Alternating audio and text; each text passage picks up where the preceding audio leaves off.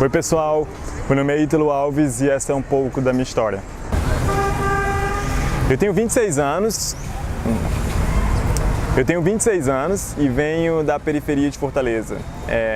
Nasci e cresci no Conjunto Ceará. Sou filho da dona Lúcia, que é professora de educação especial e infantil, e do senhor Pedro, que é operário da construção civil.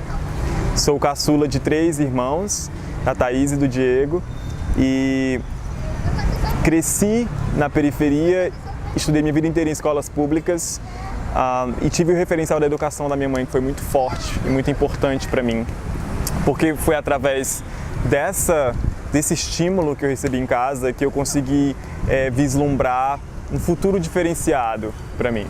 E eu aprendi a gostar de estudar, a amar estudar. Só que quando você é da periferia e estuda em escolas públicas, você também está lidando com outros problemas dali.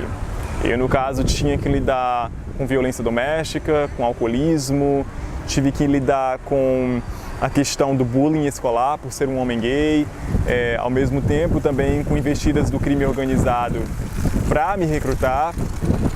Mas a minha mãe me ajudou muito nesse processo porque ela sempre trazia desafios grandes para mim. De falar, você precisa aprender uma língua estrangeira, você precisa ir para a universidade, você precisa cuidar de si próprio porque eu não vou ter tempo suficiente para estar com você durante todos os desafios da vida.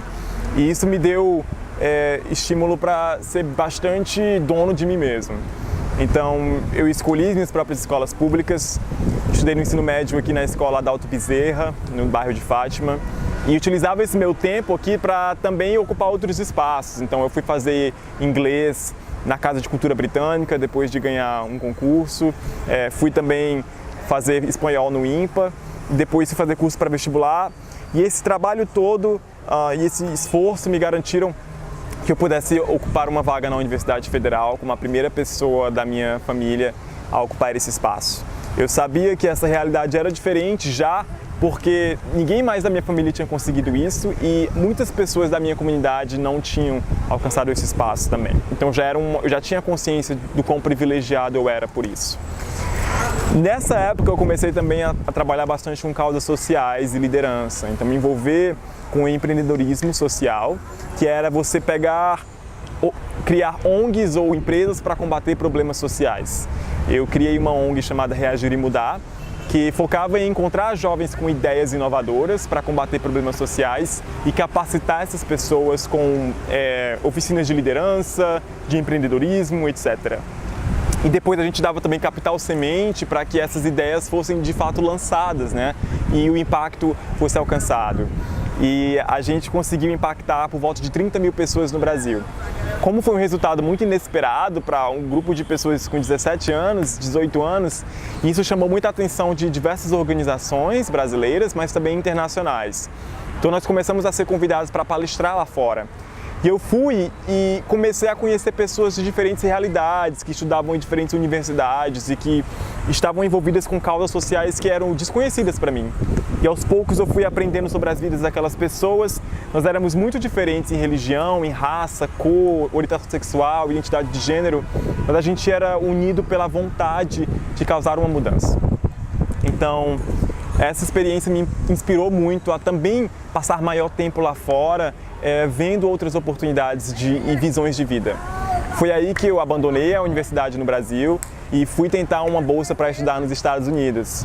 Depois de 6 meses de estudo, eu consegui uma bolsa de 25%, depois negociei com a universidade, me propondo a fazer coisas lá dentro que eu nem sabia se eu era capaz de fazer, mas só por essa vontade de poder estudar em um espaço melhor. E consegui uma bolsa de 100%, estudei negócios internacionais e finanças numa universidade americana, com foco bastante em combate à corrupção, análise de risco político. E isso foi bem antes da Lava Jato iniciar. Eu já estava estudando e aprendendo, me engajando, conhecendo profissionais e investigando escândalos de corrupção através de estudos de caso. Só que era muito emblemático para mim estar lá fora, porque como eu estava em uma universidade de muita qualidade, eu entrava numa sala de aula, via uma infraestrutura incrível, professores super dedicados aos alunos, livros da própria universidade, uma infraestrutura de ensino que foi criada especialmente para aquela experiência. E quando eu olhava para a minha experiência no Brasil, eu não conseguia ver a mesma equivalência, e isso me incomodava muito. Porque eu pensava, caramba, por que esse país tem essa qualidade de ensino e por que o meu país não tem? Tem um problema muito grave nisso. E o meu país pode sim ter essa qualidade, eu vou lutar para isso. Então, aos poucos, isso foi me incomodando de estar lá fora, né? Ao mesmo tempo que, por mais que eu trabalhasse lá fora, eu sabia que as pessoas da minha comunidade não tinham acesso àquilo. Então, essa semente minha de identidade, né, de pessoa que veio da periferia, sempre me incomodou. Mas eu continuei prosseguindo para ocupar outros espaços e ampliar mais o meu aprendizado. Quando eu graduei da faculdade em 2015, eu fui recrutado por uma empresa chamada Deloitte, que é uma multinacional americana, localizada em Nova York, para trabalhar como investigador de fraudes corporativas, a partir do escritório de Nova York, mas focando em empresas que estavam envolvidas em escândalos de corrupção no Brasil. Eu acabei participando de diversas investigações e o fruto dessas investigações gerou uma multa de 30 milhões de dólares, na verdade, para uma empresa americana que estava envolvida em escândalo de corrupção no Brasil, envolvendo também outras empresas brasileiras. Logo em 2015, veja bem, eu tinha 23 anos e foi quando a Lava Jato começou a fazer muito barulho. E eu olhava para o que estava acontecendo, para as minhas habilidades, para o momento que isso representava, mostrando a qualidade da política no Brasil, dos nossos representantes. E eu pensava muito, caramba, a gente precisa de novas pessoas lá dentro, a gente precisa falar sobre combate à corrupção, porque as leis não estão avançando, por mais que os escândalos estejam aparecendo. Então nós precisamos, de fato, aprender com esses erros e criar uma estrutura para que a corrupção não aconteça mais, não dessa forma, né? E foi aí que foi plantada a semente de realmente abandonar o que eu estava fazendo e voltar para o Brasil. Só que eu não queria voltar de qualquer forma. Eu queria fazer um mestrado para poder colocar essas ideias em prática. Como que eu crio um projeto, né, para implementar?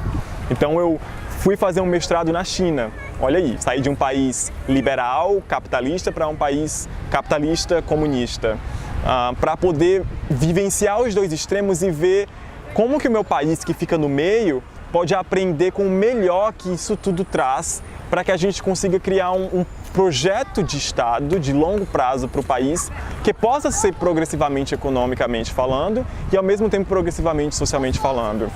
E foi uma experiência incrível, porque eu fui o único brasileiro a entrar nesse programa de mestrado, foi a primeira vez que ele existiu e eu fui lá para aprender com o modelo econômico chinês e como que eu poderia implementar as principais lições dele no Brasil, no Ceará, através de investimento em tecnologia, investimento em infraestrutura, ciência, etc. Como era um mestrado de liderança, eu passei, passei um ano estudando com 100 lideranças de todo o Brasil, de todo o mundo, fazendo mestrado em relações internacionais e políticas públicas. E políticas públicas exatamente para me ensinar como colocar uma ideia em prática. Eu tive a oportunidade de conhecer muitos ex-presidentes, ex-líderes de grandes empresas, chefes do governo chinês, acadêmicos, etc. E eles me falavam muito sobre as suas histórias pessoais de liderança e falavam muito dessa importância da integridade, a importância de você tomar riscos e de você fazer aquilo que o seu coração lhe diz para fazer.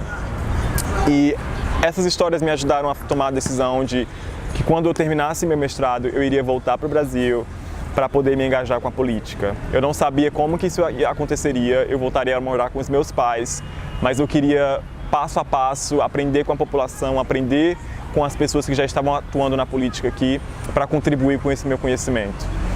Só que não foi uma decisão tão fácil, porque quando eu graduei, a vida mostrou um leque de opções e oportunidades, né? Eu recebi propostas de várias empresas para voltar para os Estados Unidos, para ir para Londres. Eu passei em um mestrado na Universidade de Oxford, mas eu sabia que se eu tomasse essas escolhas, eu não ia estar seguindo a história que eu queria escrever para mim mesmo e nem para o meu país. Então eu abandonei mesmo tudo, voltei e desde então eu tenho aprendido mais sobre a política brasileira, tenho me engajado. E tem sido um processo de aprendizado muito maior do que tudo que eu já vivi no passado, mas muito revigorante, porque eu acredito que eu estou agora no lugar exato, no momento exato, com o conhecimento exato, a energia certa para contribuir com o desenvolvimento do meu país e para resgatar o sentimento de donos desse país que a política atual tem tirado de nós. Eu estou aqui para garantir que haja maior igualdade de oportunidades, para priorizar a educação básica como um pilar central na política e para lutar, né, pela dignidade básica das pessoas, para garantir que todos nós tenhamos liberdade de escolha para ser quem nós somos e quem nós queremos, aonde quer que a gente vá e aonde quer que a gente esteja. Então, é isso. Muito obrigado. Aí, vem cá, pode aparecer também? Olha aí quem tá aqui. Como é teu nome? Lucas. Lucas. Tem quantos anos? 6. Tá na escola? Tô. Tu estuda onde? Lá na creche. Na creche. Mas só Tem irmão. Vem tu também, tu quer aparecer? Tem irmão? Tem família? Tem quantos? Bocado.